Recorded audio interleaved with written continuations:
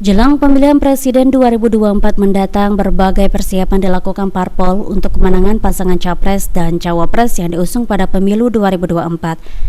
Disampaikan oleh Ketua DPRD Partai Golkar Kota Palembang M. Hidayat sebagai salah satu partai yang tergabung dalam Koalisi Indonesia Maju akan berupaya untuk memenangkan pasangan Prabowo Gibran di Kota Palembang pada Pilpres 2024.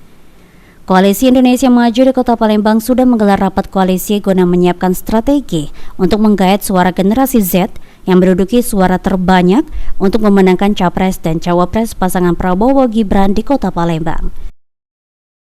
Kemarin alhamdulillah sudah rapat bersama dengan tim Koalisi Indonesia Maju dan memang kita sudah punya agenda bagaimana trik-triknya untuk memenangkan dan mengambil simpati masyarakat yang ada di Kota Palembang, khususnya generasi Gen Z ya. Dari sini kan kita lihat cawapres kita adalah under 40. Jadi di sini kita berharap anak-anak muda kita bisa bersatu untuk memenangkan Prabowo Gibran di Kota Palembang. Ditambahkan oleh M. Hidayat, Partai Koalisi Indonesia Maju akan memaksimalkan kemenangan Prabowo Gibran di setiap kecamatan dan kelurahan di Kota Palembang. Eki Saputra, PAL TV.